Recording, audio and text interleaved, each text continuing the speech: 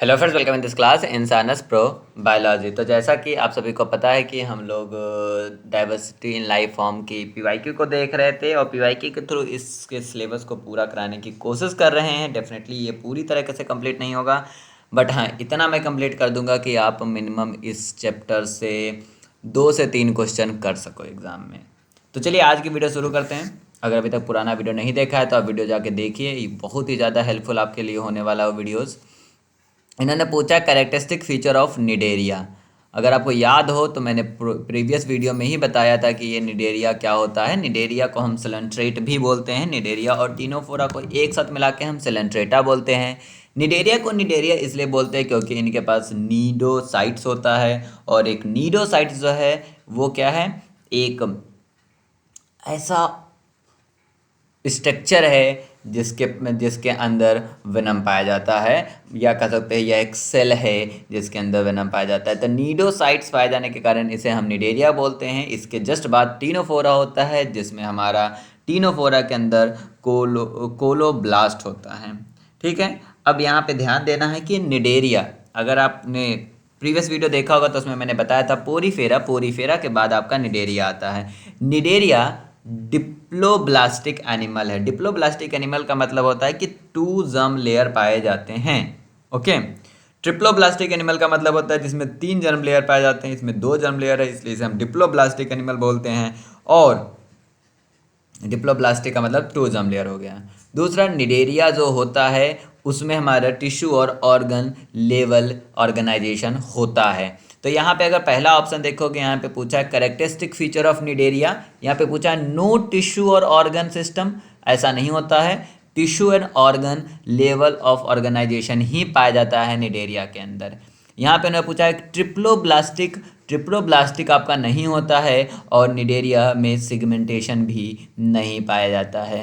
तो आपका यहाँ पे ऑप्शन बचा एक, वो है बी कि निडेरिया डिप्लोब्लास्टिक और बाई लेयर्ड होता है। मीन्स इनका बॉडी जो है वो 2 लेयर का बना होता है। तो डिप्लोब्लास्टिक और बाई लेयर्ड नर्व मतलब बाई लेयर्ड यहाँ पे निडेरिया का कैरेक्टरिस्टिक फीचर है। चलिए हम लोग नेक्स्ट क्वेश्चन पे चलते हैं। नेक्स्ट क्वेश्चन इन्होंने पूछा है कि among the following which animal group, यहाँ ध्यान दीजिएगा क्या लिखा है, which animal group do not belongs to the deuterostomes.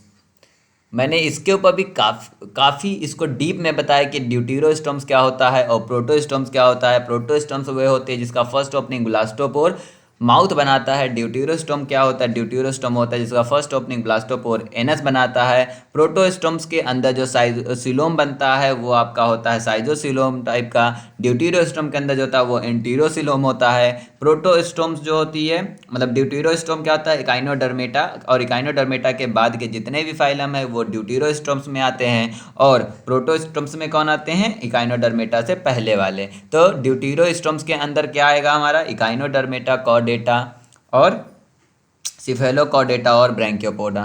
तो इसमें पूछा गया है कि डू नॉट बिलोंग्स टू, मतलब इकाइनोडर्मेटा, ब्रैंकियोपोडा और कॉर्डेटा, ये जो आपका यहाँ पे ऑप्शन है इकाइनोडर्मेटा, इकाइनोडर्मेटा, ब्रैंकियोपोडा और कॉर्डेटा, ये तीनों के तीनों किस में आते हैं, ये आते हैं आपका ड्यूटेरोस्टोम्स में आते हैं। बच्चा आपका निमेटोडा। तो Nematoda is the correct answer. Nematoda जो है वो आपका किस में आता है, प्रोटोस्टोम्स में आता है, मतलब ब्लास्टोपोर फर्स्ट ओपनिंग माउथ बनाती है। चलिए नेक्स्ट क्वेश्चन पे चलते हैं। नेक्स्ट क्वेश्चन इनका है 78, उसमें पूछा गया है कि बिसाइड द सेक्सुअल रिप्रोडक्शन, ध्यान दीजिएगा क्या पूछा है, beside the sexual reproduction in planaria. Planaria के अगर ये आपको याद हो, प्लेनेरिया पे इस मतलब 2-3 क्वेश्चन पूछे जा चुके हैं डेवलपमेंटल बायोलॉजी में। डेवलपमेंटल बायोलॉजी में रीजनरेशन और फ्रेगमेंटेशन से रिलेटेड क्वेश्चन प्लेनेरिया से रिलेटेड पूछे जाते हैं। मीन्स प्लेनेरिया के अंदर रिप्रोडक्शन जो है दूसरे तरीके से होता है, जैसे हम असेक्सुअल टाइप ऑफ रिप्रोडक्शन बोलते हैं, जिसे हम फ्रेगमेंटेशन और रीजनरेशन के नाम से जानते हैं। मीन्स अगर प्लेनेरिया की बॉडी कुछ इस तरह से होती है,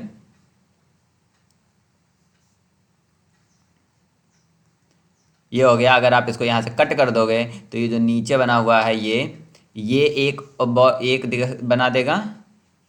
इसका वीडियो भी पड़ा हुआ है, आप चाहो तो यूट्यूब पे देख सकते हो। इस तरह से आपने इसको 2 भाग में बांट दिया, ये फर्दर जाके एक प्लेन एरिया बना लेगा। और ये फर्दर एक ऑर्गन मतलब एक पूरा का पूरा प्लेन एरिया बना लेगा। ठीक है, तो एक प्लेन एरिया से यहाँ पे दो प्लेन एरिया बना, कैसे बना है? बाय द फ्रेगमेंटेशन और रीजनरेशन। तो प्लेन एरिया के अंदर कौन से टाइप का रिप्रोडक्शन होता है beside the sexual? Asexual reproduction होता है, जो कि फ्रेगमेंटेशन और रीजनरेशन के द्वारा होता है। नेक्स्ट क्वेश्चन काफ़ी इजी क्वेश्चन है, और इसमें इन्होंने पूछा है कि हमको हमको मैच कराना है, किसको कराना है?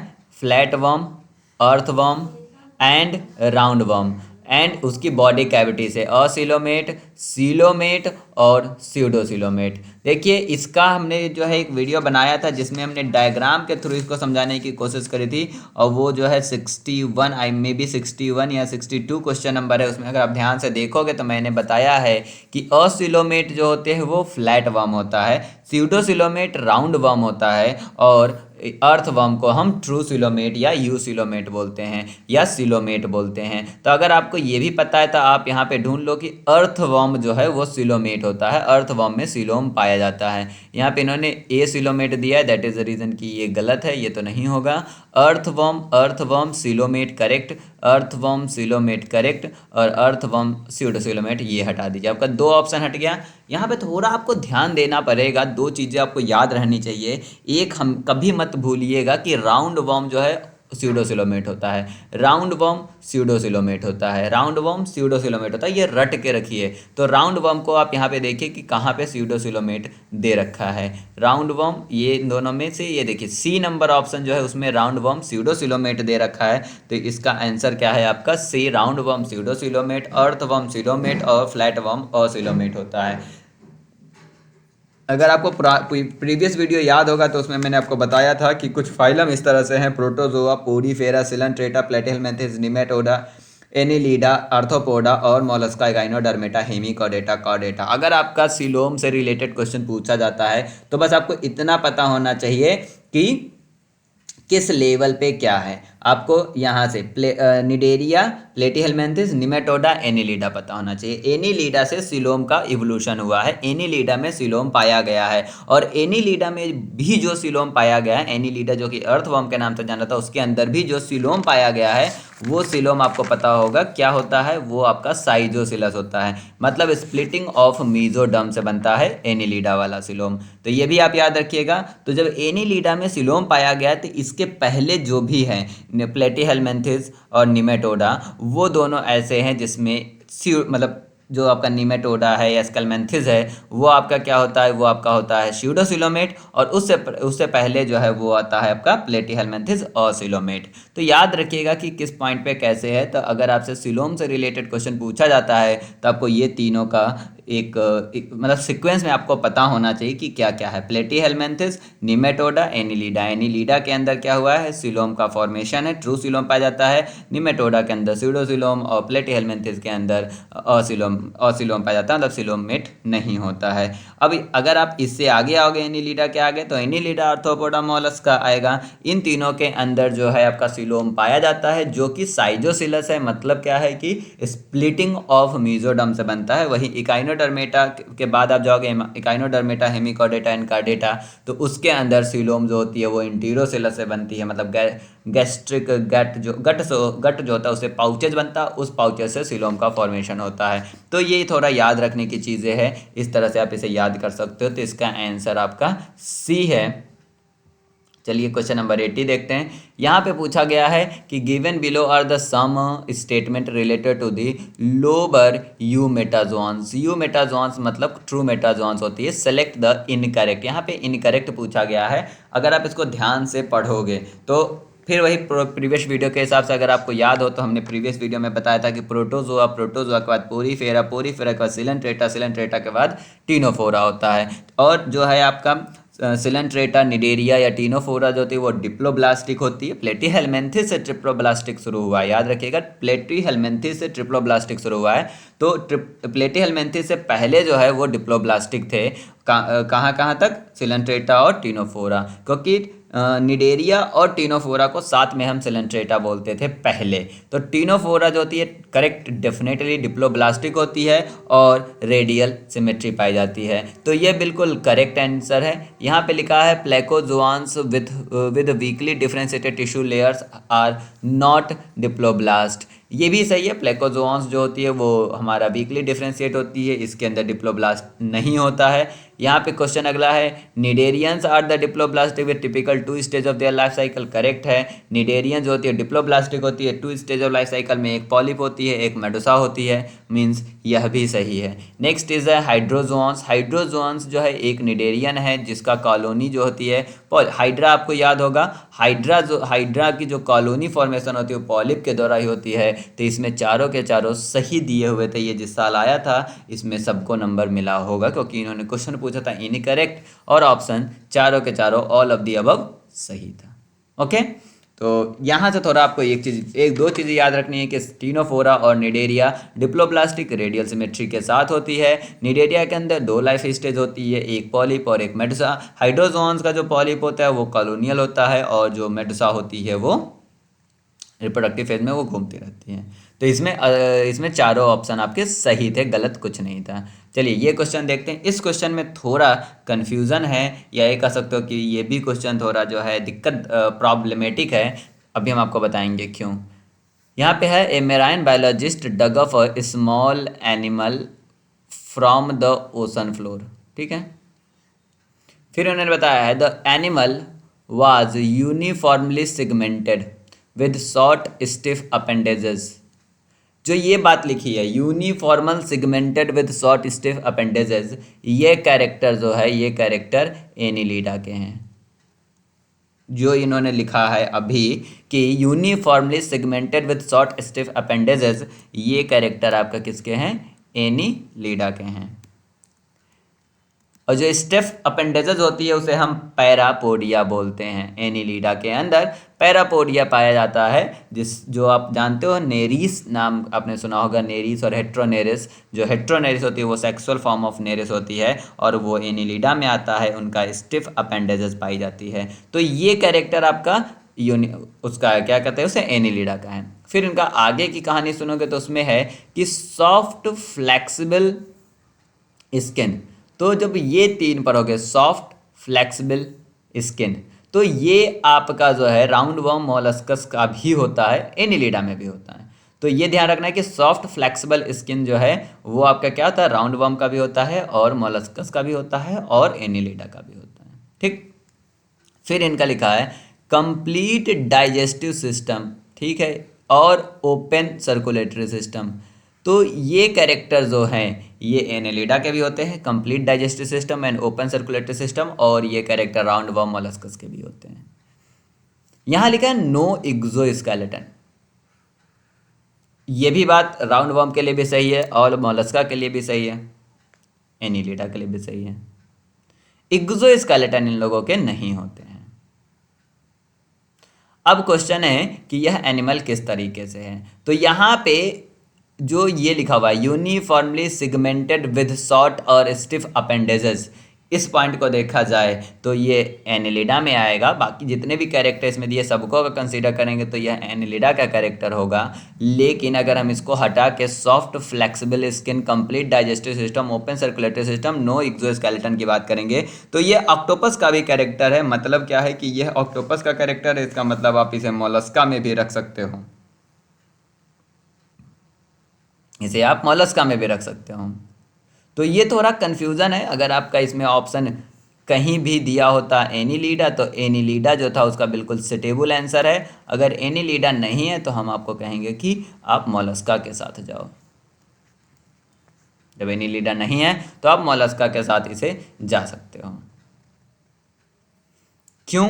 क्योंकि यहाँ पे इन्होंने लिखा है कि कहाँ से लिखा है, इन्होंने ओशन फ्लोर से इन्होंने टेक ऑफ करा है। जो राउंड वर्म है ये आपका पैरासिटिक फॉर्म में होता है, तो ये पैरासिटिक फॉर्म में तो ओशन फ्लोर से इसका कोई लेना देना नहीं है। ओके, ठीक, हम लोग अगला क्वेश्चन पे चलते हैं। अगला क्वेश्चन 82 है। 82 काफ़ी इजी क्वेश्चन है क्योंकि 82 का कुछ ना कुछ हमने आपको इसमें बता ही रखा है। अभी तक जो भी आपने वीडियो देखा होगा उसमें इससे रिलेटेड थोड़ी चीज़ें बता रखी है, बट हाँ ये पूरा का पूरा वीडियो ही, ये जो पूरा का पूरा क्वेश्चन है आपका मेमोरी पे ही डिपेंड करता है। बट इसमें आपको एक चीज़ याद रखनी चाहिए, लीच जो होता है वो हमारा हीरोडिना होता है। तो अगर आपको लीच याद है, क्योंकि लीच एनिलिडा के अंदर आता है और एनिलिडा का जो तीसरा पार्ट है वो आपका हीरोडिना होता है। तो लीच हीरोडिना होता है, ये आपको पता है। अर्थवॉर्म नहीं होता है, ये आप यार इसको हटाइए यहाँ से। अर्थवॉर्म का कोई लेना देना नहीं हीरोडिना से। टैपवॉर्म भी नहीं होता है, तो ये दोनों आपके यहाँ से हट गए। अब अगला जो ऑप्शन है, अगर आप थोड़ा एनिलिडा में रहना चाहते हो तो जब आपने लीच पता लगा लिया जिसे हम हीरोडेनेरिया बोलते हैं या हीरोडिना में होता है, तो दूसरा आप ओलिगोकीटा पे जा सकते हो। ओलिगोकीटा जो होती है वो अर्थवॉर्म होती है। याद रखिएगा कि ओलिगोकीटा जो है वो अर्थवॉर्म होती है। तो आप इन दोनों में मैच कीजिए। इन्होंने दे रखा है, पहले वाले में दे रखा है कि ओलिगोकीटा जो है वो अर्थवॉर्म है, क्योंकि इस वाले में अगर आप ध्यान से देखोगे तो आपका ओलिगोकीटा में हॉर्स शू क्रैब दे रखा है, तो ये इस तरह से हट गया। पर अगर ये तो हमने बता दिया कि आप कैसे कर सकते हो, बट इसको थोड़ा आज याद कर लो कि इसके अलावा मैच ऑफ द फॉलोइंग्स में आया तो आप आराम से इसे क्वेश्चन को सॉल्व कर सको। तो हीरोडिना जो होती है लीच होती है, ओलिगोकीटा जो होती है अर्थवॉर्म होती है। अगर इसके अलावा भी देखिए, इसमें क्वेश्चन डिफिकल्ट नहीं पूछा था, मैं बता दूं क्यों। क्योंकि बच्चा अगर 12th भी पास है और अगर 12th में भी पढ़ाई करा है तो उसे पता है कि इकाइनोडर्मेटा के अंदर सी ऑर्चिन आती है, और सी ऑर्चिन इन्होंने यहाँ पे दे रखा था, सी ऑर्चिन इकिनोइडिया।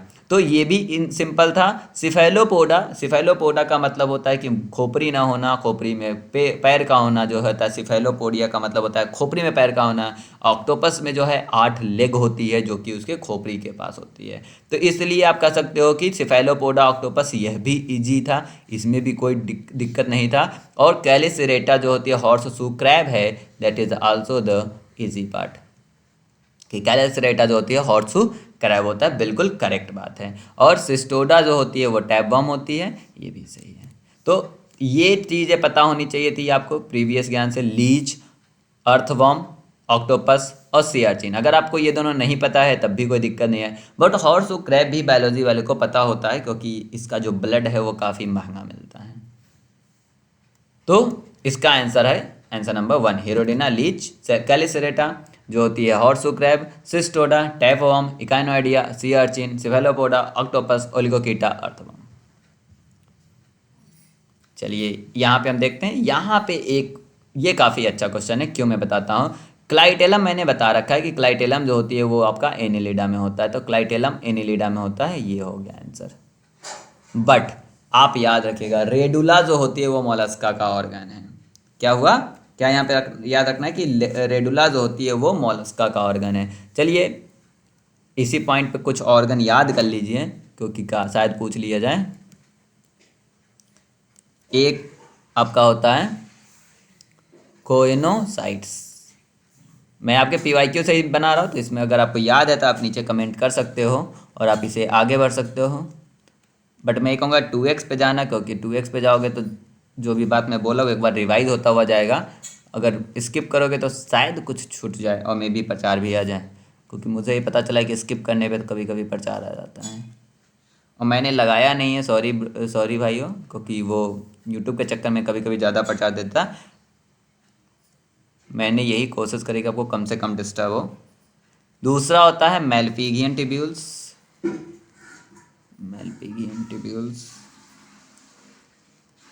मेलपिगियन टिब्यूल्स जो होती है ये होती है आपकी आर्थ्रोपोडा में,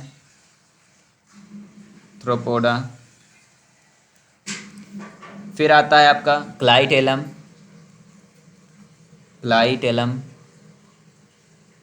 क्लाइटेलम जो होती है वो होती है आपकी एनिलिडा में। फिर आपका होता है नीडोसाइट्स जो होती है वो होती है आपकी निडेरिया में, निडेरियंस। फिर आपका होता है कोलोब्लास्ट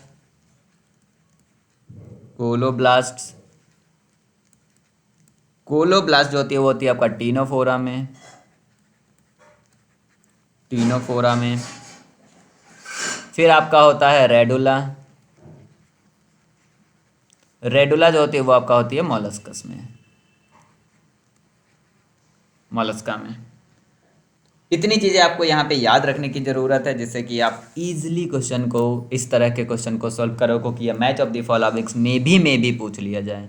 चलिए हम लोग नेक्स्ट क्वेश्चन पे चलते हैं। ये क्वेश्चन काफ़ी इजी क्वेश्चन है। इन्होंने पूछा है कि animal belonging to the phylum onychophora. Onychophora जो होती है वो एनिलीडा और आर्थ्रोपोडा के बीच की कनेक्टिव लिंक है। मीन्स इनके पास दोनों के कैरेक्टर हो गए, एनिलीडा के भी और आर्थ्रोपोडा के भी। तो इनका एनिलीडियन कैरेक्टर और आर्थ्रोपोडियन कैरेक्टर पाया जाता है। तो ये थोड़ा आपको याद रखना की ज़रूरत है कि ओनाइकोफोरन क्या होती है। एनिलीडा आर्थ्रोपोडा के कैरेक्टर होते हैं, क्योंकि ये कनेक्टिव लिंक की तरह बिहेव करता है एनिलीडा आर्थ्रोपोडा के बीच में। अगर आपने कनेक्टिव लिंक की वीडियो अब नहीं देखी है तो मैं आपको रिकमेंड करूंगा कि जाके देख लो, क्योंकि उसके अंदर जो है मैंने जितने कनेक्टिव लिंक्स हैं उसके लिए एक मैंने बना रखा है, और उसमें आप जाके वहाँ पे याद कर लो कि कौन कौन से कनेक्टिव लिंक है किस किस के बीच में। क्वेश्चन देख रहे हो ना, जैसे जैसे आप आगे बढ़ रहे हो वैसे वैसे मैं आपको जल्दी जल्दी में बता रहा हूँ। द रीज़न एक ही चीज़ है, क्योंकि जैसे ही आप आगे बढ़ रहे हो तो हमने बहुत चीज़ आपको बता रखी है और वो चीज़ें यहाँ पे रिपीट हो रही है। बस छोटे छोटे सेंटेंस आपको अगर पता है तो आप क्वेश्चन को बिल्डअप कर सकते हो, आंसर तक आप पहुँच सकते हो। और PYQ is the best way to for the preparation of any exam. यहाँ पे भी देखिए कितना अच्छा दिया है, लीच दे रखा है। अगर अभी थोड़ी देर पहले मैंने बताया था कि लीच जो होता है, लीच यह आपका जो है फाइलम एनिलीडा के अंदर आता है, ये मैंने थोड़ी देर बताया था। और फाइलम एनिलीडा यहाँ पे देखो सी पे लिखा हुआ है, तो फाइलम सी होगा। और लीच जो है फाइलम एनिलीडा के अंदर जो है आपका हिरुडीनिया में आता है। और हिरुडीनिया जो है ये आपका क्या है, क्लास है। और क्लास हिरुडीनिया यहाँ पे ई में लिखा है, तो फाइलम सी क्लास ई ढूंढ लो क्या है कि फाइलम सी क्लास ई एक ही में दे रखा है, तो यही आंसर होगा। पर अब आपको लीच पता है तो आपने यहाँ से पता लगा दिया। अब यहाँ पे देख लो कि लॉबस्टर किस में पाया जाता है, तो लॉबस्टर यहाँ से आप याद कर लो लॉबस्टर, क्योंकि इन फ्यूचर अगर इससे क्वेश्चन आए, इसमें पूछ ले तो आप आराम से बता दो। लॉबस्टर जो होती है फाइलम आर्थ्रोपोडा में पाया जाता है, आर्थ्रोपोडा में पाया जाता है, जो कि यहाँ पे होगा फाइलम आर्थ्रोपोडा किस में है, जी में है। और क्लास जो है इसका, क्लास आपका होता है क्रस्टेशिया में होता है ये, तो क्लास क्रस्टेशिया में होता है, मीन्स क्लास एच। तो काफ़ी इजी क्वेश्चन था कि फाइलम जी क्लास एच। तो यहाँ से लीच आपको पहले से पता है कि लीच किस में होता है, तो अभी आपको यहाँ पे सिर्फ इतना याद करना था कि लॉबस्टर किस में होता है। लॉबस्टर के लिए आप प्लस पॉइंट पे आप चले जाओ, लॉबस्टर आपको अगर याद है तो आप आराम से क्वेश्चन को सोल्व कर सकते हो। ये क्वेश्चन काफ़ी इजी क्वेश्चन है। इन्होंने पूछा कि वेंट्रल नर्व कॉर्ड और टेबुलर हार्ट पाया कहाँ जाता है। याद रखना कि वेंट्रल नर्व कॉर्ड जो है इसकी शुरुआत ही हुई है आर्थ्रोपोडा से, और टेबुलर हार्ट की शुरुआत ही हुई है, आर्थ्रोपोडियन कैरेक्टर है ये आर्थ्रोपोडा से ही शुरू हुआ है। तो अगर आपको अगर पूरा सीक्वेंस याद हो, नहीं याद है तो मैं फिर से बता दूँ, आपको याद हो जाएगा। Protozoa, porifera, Coelenterata, Platyhelminthes, Nematoda, annelida, arthropoda, Mollusca, काइनोडर्मेटा, Hemichordata और कॉर्डेटा। मैंने आपसे कहा था कि जब वहाँ पे आपसे जर्म लेयर की बात होगी तो जर्म लेयर की बात आपकी होगी पोरीफेरा, सिलेंट्रेटा और प्लेटीहेलमिन्थेस। जर्म लेयर जो आपका शुरू का है पोरीफेरा, उसके अंदर एक ही जर्म लेयर टाइप की है। वहीं पर सिलेंट्रेटा डिप्लोब्लास्टिक हो जाती है और प्लेटीहेलमिन्थेस आपका ट्रिप्लोब्लास्टिक हो जाती है। वहीं पे मैंने कहा था जब सिलोम की बात होगी तो आप याद रखोगे प्लेटीहेलमिन्थेस, निमेटोडा और एनिलीडा, क्योंकि प्लेटीहेलमिन्थेस ओसिलोमेट, निमेटोडा स्यूडोसिलोमेट और एनिलिडा आपका ट्रू सिलोमेट है। उसी तरह nerve cord, tubular nerve cord और जब हार्ट की बात होती है तो कहानी शुरू होती है आर्थ्रोपोडा और मोलस्का की, क्योंकि आर्थ्रोपोडा के पॉइंट पे जो है वेंट्रल नर्व कॉर्ड पाया गया था। वेंट्रल नर्व कॉर्ड जो है शुरुआत आर्थ्रोपोडा से हुई है, तो इसलिए आपका आंसर इसका होगा आर्थ्रोपोडा, और आर्थ्रोपोडा के बाद आता है आपका मोलस्कस, तो इसलिए आप इसके साथ चले जाओगे। देखो इन्होंने कितना कंफ्यूजन बनाया, Annelida arthropoda, Annelida Mollusca, Coelenterata और मोलस्का, पर आपको याद रखना है कि आर्थ्रोपोडा और मोलस्का। ओके, अगर आपको सीक्वेंस जो मैं बताता हूँ अगर आपको वो याद रहता है तो मैं वादा करता हूँ कि आपके क्वेश्चंस कम गलत होंगे, बहुत आराम से आप क्वेश्चंस को सोल्व कर सकते हो। यहाँ पे लिखा है the size of the insect does not increase during the course of evolution. देखो जब इंसेक्ट की बात करोगे तो जब इंसेक्ट की जो हम साइज की डेवलपमेंट, साइज की या उसके हम डेवलपमेंट की बात करते हैं तो वहाँ पे एक टर्म आता है इडेसिस। इडेसिस का मतलब होता है कि वो जो होती है पुराने स्किन्स को छोड़ के नई स्किन्स लेती है। रीज़न उसका एक ही होता है क्योंकि उसका जो एक्सोस्केलेटन है वो काफ़ी हेवी होता है या हार्ड होता है। तो उसका जो हार्ड एक्सोस्केलेटन है that is a physical constraint जिससे कि वो इवॉल्व नहीं हो पाए या वो साइज अपना इंक्रीज नहीं कर पाए। तो अगर आपसे क्वेश्चन पूछेगा कि साइज क्यों नहीं इंक्रीज हुआ है तो हैवी एक्सोस्केलेटन से। क्यों? क्योंकि आपके दिमाग में तुरंत आना चाहिए कि वो हर टाइम जब उनको अपनी साइज बढ़ानी होती है तो क्या करना होता है, उन्हें नई स्किन्स लेनी पड़ती है, और उस समय वो काफ़ी ज़्यादा ससेप्टेबल होते हैं पैथोजन से और आल्सो अटैक से, क्योंकि उसका उस समय का जो स्किन होती है, जो नई स्किन आती है वो काफ़ी अच्छी होती है, मतलब काफ़ी चमकदार भी होती है, कभी काफ़ी मुलायम भी होती है। तो उस समय उनको हार्श कंडीशन में थोड़ा बचने में मुश्किल होती है। तो अगर ये फ्रिक्वेंटली इडेसिस करते रहें तब भी इनकी डेथ हो जाएगी। दैट इज़ द रीज़न कि कोर्स ऑफ इवोल्यूशन में इनका जो साइज़ है वो छोटा ही रहा, कभी बढ़ा नहीं। ये क्वेश्चन काफ़ी इजी क्वेश्चन है। Primary criteria for classifying the insect. Insect को क्लासिफाई करने के लिए हमारे पास क्या होता है, एक प्राइमरी क्राइटेरिया जो है वो लेग्स है। हम लेग्स के नंबर के हिसाब से इंसेक्ट को क्लासिफाइड करते हैं, क्योंकि इंसेक्ट जो है वो, ये यूपीएससी में भी क्वेश्चन पूछा गया था कि मच्छर में कितने लेग्स होते हैं, तो 3 पेयर लेग्स होते हैं। तो 3 पेयर लेग्स जिसके होते हैं उन सभी को हम इंसेक्ट बोलते हैं। तो इंसेक्ट में अगर किसी को रखना है तो उसमें याद रखना है कि उसमें 3 पेयर लेग्स होनी चाहिए। चलिए ये भी क्वेश्चन काफ़ी इजी है कि production of sound due to the grinding of hind limbs can be seen. देखो जो साउंड प्रोडक्शन होता है क्रिकेट के रात के समय, कभी कभी तुमने सुना होगा ग्रास हॉपर्स या जो क्रिकेट्स होती हैं वो सब जो है साउंड रिलीज करती है। तो जो साउंड रिलीज करती है उसमें कोई वोकल ऑर्गन नहीं होता है। ये याद रखना कि कोई भी जो क्रिकेट्स या जो ग्रास हॉपर्स हैं उसके अंदर वोकल ऑर्गन नहीं पाई जाती है। वो अपने हिंद लिम्स को एक दूसरे के ऊपर ग्राइंड करते हैं, एक दूसरे के ऊपर ग्राइंड करके वो हिंद लिम्स से आवाज़ रिलीज होती है, और वो आवाज़ फीमेल को बुलाने के लिए होती है। पर वही आवाज़ जो है प्रेडेटर भी यूज़ करता है उन्हें पता लगाने के लिए कि वो किस पॉइंट पे कहाँ पे हैं। तो जो ये साउंड प्रोडक्शन हो रही है वो किस में हो रही है, क्रिकेट या ग्रास हॉपर में। तो याद रखिएगा कि इसका आंसर है क्रिकेट। क्रिकेट के अंदर साउंड का प्रोडक्शन होती है हिंद लिम्स को रगड़ने से। चलिए ये क्वेश्चन काफ़ी इजी क्वेश्चन है बट थोड़ा कंफ्यूजिंग है, क्योंकि आप इस क्वेश्चन को पढ़ के भी थोड़ा आप गलत डिसीजन ले सको, और वो जो गलत डिसीजन आप लोगे वो गलत डिसीजन आपका होगा हाइमेनोप्टेरन। बट याद रखिएगा कि आर्थ्रोपोडा के केस में भी जो सबसे ज़्यादा मैक्सिमम नंबर ऑफ स्पीसीज अगर किसी के पास है तो वो जो मैक्सिमम नंबर ऑफ स्पीसीज जिसके पास है वो है आपका कोलियोप्टेरा, ना कि हाइमेनोप्टेरा। कोलियोप्टेरन्स के पास सबसे ज़्यादा हमारा क्या है, सबसे ज़्यादा नंबर ऑफ स्पीसीज है। सबसे ज़्यादा नंबर ऑफ स्पीसीज किसमें है, कोलियोप्टेरास के पास है। कितना है तो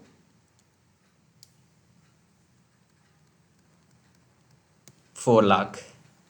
4 लाख जो है ये आपका 4 लाख, ओके हाँ 4 लाख आपका कोलियोप्टेरा के अंदर है, जबकि 1,50,000 ही हाइमेनोप्टेरन के अंदर है नंबर ऑफ स्पीसीज। तो ये आपके काफ़ी काम की चीज़ है। तो इस तरह से आप ये छोटी छोटी चीज़ों को याद कर सकते हो और आराम से अपने क्वेश्चंस को मतलब सोल्व कर सकते हो।